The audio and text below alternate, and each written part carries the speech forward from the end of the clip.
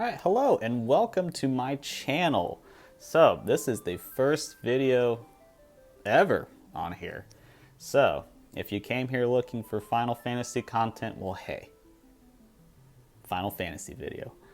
If you came here looking for something else, well, I don't know what to tell you. I'm sorry. Hopefully I can point you in the right direction. So, today I want to talk about some kind of, I just actually thought about like the other day. So I want to start doing maybe some Final Fantasy theories, a couple of ideas of things that I think would be interesting to see, some things that might not even ever happen. And so this is one I kind of want to start of something that I don't think can necessarily happen, but it's a neat idea. Could happen. I mean, who knows? So, the ending of Remake left us with a lot of questions. So many questions, in fact, that there are just forums online of discussions, theories, YouTube channels dedicated to it. I mean, the list goes on. There's a lot of great YouTube theory videos out there, by the way. A lot of great content creators work on that stuff. And the ending, for as ambiguous as it is, has given us a lot of information about what could happen, but also a lot of questionable things. And that ending of the unknown journey will continue. Definitely let us know that we are in for a ride for sure. Now, the ending, for as you know, different as it was, Square Enix has been kind of quiet with anything related to Part 2 and anything going forward. Obviously, though, we have Intergrade coming out, and that's a lot to look forward to, and I think we're going to get some stuff answered with Intergrade. But as far as that, we haven't been getting a lot of information. So, just to clarify, I know just about as much as anyone watching on here probably does. My knowledge of Final Fantasy lore is not the best, but I can tell you what I know and hopefully give you some info on it. So, talking about the future of Remake. So, Remake ended on a pretty big split for people. And this split was partially because of changes. Now, for some people, it's very exciting about the changes. Personally, I'm kind of excited to see what could happen. I trust them. I mean, they are people who worked on the original, and most of them, and I trust them with telling a good story. There are some people who are so mad and upset. I get that. When I first played through, I was pretty mad. I was so confused. It was a lot. It was a lot. And felt like, kind of a nasty taste in my mouth with what happened, because it felt like, like we weren't getting what we thought. But that's an exciting thing at the same time, because I think if we knew what we were getting, then going forward, you're just going to know what to expect. So, anyways, with that, we were given, some different things that happen. And as I put at the beginning, spoilers. But the ending, obviously, we had some people who were alive who were presumably dead in the original. Now, can that change a lot with the story? Oh yeah, 100%. And that, again, caused a lot of divide with it. And the whole part of that was because of this theme of defying destiny. All of the last chapter was dedicated toward this defying destiny. The Whisper's inclusion was a way to keep the main story intact, but it followed the same path. And the ending showed that you can defy destiny. A theme that's a little bit different from, what's originally in Final Fantasy VII, but a very interesting one. So, with defying destiny, it kind of showed that, hey, we can do things differently now. A lot of different things can happen. Things can play out in different ways. Things could stay the same, but maybe some major moments will change. It's kind of hard to tell right now. It really is. But with this, it's one of those things where you just know not everyone's going to be satisfied. No, not everyone is going to be happy with whatever way you take this. And I mean, understandable. I mean, everybody's entitled to their own opinion. Everybody's entitled to want a different thing. But I kind of got thinking about this thing with destiny. Okay? So, I was thinking a lot about player choice and different endings. More so just like different endings. I was thinking of games kind of like Chrono Trigger, for example. One of my all-time favorite games. Chrono Trigger is a good example of player choice because the whole game is just player choice. I mean, right from the beginning, you have a lot of choices you make, and what those choices affects the outcome of the game. And there's multiple endings to that game. There's good endings, bad endings, really great endings, true endings, all that. And with that, you kind of get to decide what ending you want to take after that. Do you want the good ending? Do you want the bad ending? Do you want the true ending to it, you know? And that's a way to kind of appease the players, is to let them have that ending that they want. Now, not as an extreme case, but a game like Persona 5, for example. Persona 5 is a pretty good example of a game with, you have your choices in the game for sure that let different things happen. So you get to pick how you spend your day, do whatever, but when it comes to the ending, you have like, I want to say it's like two or three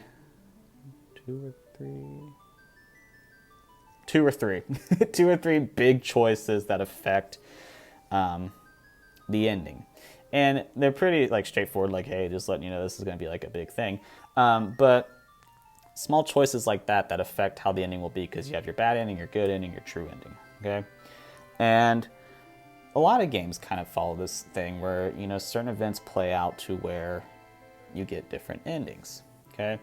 Now, a lot of games too, just the way you play it, you just get different endings as it goes on.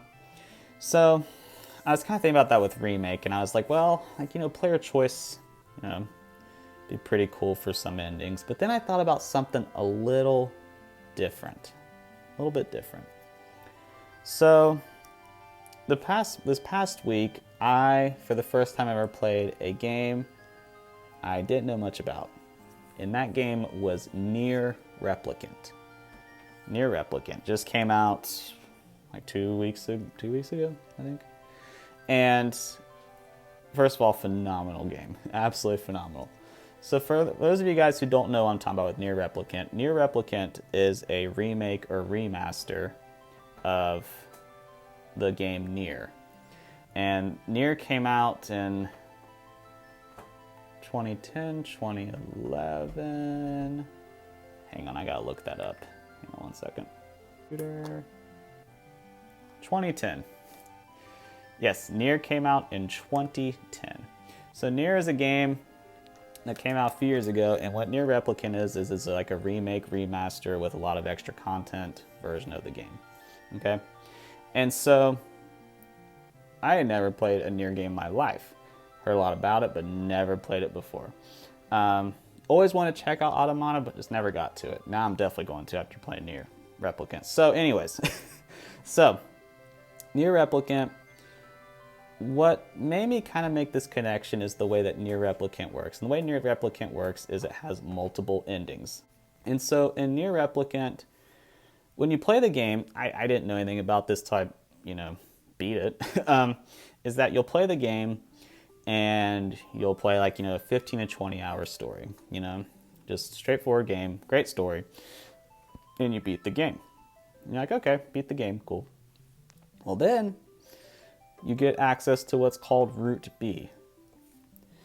Now, what Route B is you know, turn your game back on and you go to load your file that you just beat the game on.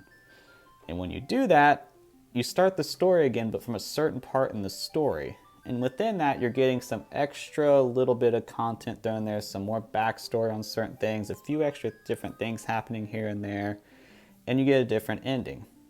You're like, okay, got that ending. And when you get those endings, they kind of tie in together. You're kind of tying in pieces. Well, then you beat Route B. Next thing you know, you get Route C. Guess what? More extra content a little bit, a few extra little things here and there. And you beat some requirements, you get a whole different ending with a choice at the end. Then guess what? Route C, go to Route D, same thing again, different choice. You get all these endings, okay?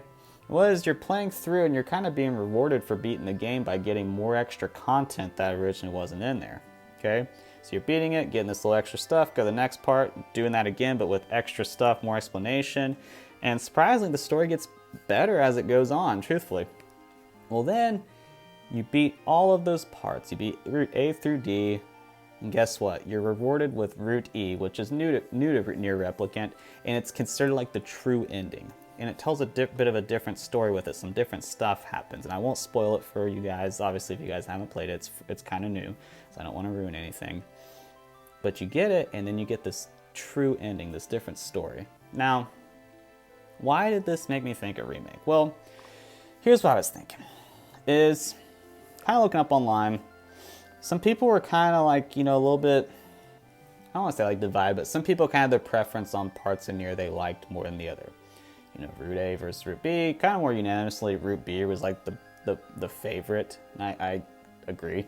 Well, Route E was really good too. But anyways, and people can kind of decide like, hey, like I liked Route A, I think I'm just going to stick with Route A. I can go to Route B, but guess what? I had Route A. Maybe I just want that to be my story instead. Route C, yada yada. Everything goes on, okay? And with that, you're getting these different stories that you can decide for yourself you like that more than the other, okay? And so what I thought about with Remake is I thought about this. Now, this is a theory that, for one, this is a theory that's been done multiple times. This is one that I've seen multiple people do online that have talked about it. It's a pretty popular one. But here's where I kind of went through like my little twist with it. So first, I'm not taking credit for this theory entirely, okay? So what I was thinking would be kind of interesting with this is, what if we kind of put the NieR Replicant little bit of formula into it, okay? Now, I think in some ways player choice will play a part in Remake. Now, maybe not drastically, but a little bit. So, thinking of games like, let's say for a good example, Kingdom Hearts. Kingdom Hearts, you're rewarded by beating the game on hard difficulties to get a secret ending, a secret little movie at the end. Now, Nomura, having worked on Remake, I was surprised that wasn't thrown in at the end of Remake Part 1 for beating on a hard mode. But what if you're given certain things for beating the game? What if you beat the game, okay? You play out the story that's kind of originally put out there, okay? Like, let's say maybe it follows the original path. You beat that, boom. Guess what? There's a certain point in the game that maybe if you beat the game, you go back and there's a different choice made, okay? It's kind of like this, like these, you know, tree branches kind of splitting off, okay? And you go back, bam. You go back to that point, you play out a different way with it maybe, or maybe something's expanded on, something's added a little bit. You beat the game, different ending. Maybe you go back, do it again, okay? Maybe there's multiple times that happens in the game. Now, why do I think this could work with Remake? Well, the reason I think it could work is because the divisiveness. Now, I think Square Enix is going to try to please the fans. But I also hope that they do follow the story that they want to tell. They want to conclude this thing, I think. They want to get this, you know, the last bit of Final Fantasy VII they can really get out with like the original staff. I think this would be a good way to give people different things that they want. Some people can stick to like the original style that it goes. Some people can stick to a new style where something happens. I think one of the probably more popular things would be with like Aerith dying. You know, what if the game goes back and you get to where Aerith dies and you save her, and then you see how that plays out. You see how each one plays out, and you can see what maybe would happen if those things played out, okay? Because defying destiny, again, is a big theme, and what if it shows that defying destiny maybe isn't for the best? Maybe you have to follow destiny. Maybe you do defy destiny, okay? Maybe certain characters that stay alive are meant to die, and you have to go back and change those things by replaying the game. I think it'd be a pretty cool scenario just to see all the different events happen. Now, do I think it's likely? Not a lot. It's a lot of content to put in there. It's a lot, especially for the biggest scope as the game they're wanting to do, I think. I think it's a lot to do. Would it be kind of cool? Maybe. I'm kind of torn on this thing sometimes because I kind of like one straight story, one straight narrative, but I think it could be a possibility. Very small. Very, very, very small. It's a lot of work, a lot of money. So, what do you guys think of that? Do you guys foresee some player choices happening? Do you guys see the possibility of multiple endings, hidden endings, hidden movies? Do you guys see maybe a possibility of them following the NieR replicant formula? What do you guys think could happen? Whatever you think, please comment and let me know. Tear me apart on this theory if you want to. Anything you want that can just, get the discussion going. I'm just curious to see what you all think. So leave a comment. Definitely subscribe. This is the first video, this is all brand new. I'll try to get more stuff out. But definitely let me know if there's anything you want to see or talk about. I'm always all ears for that. All right? See ya.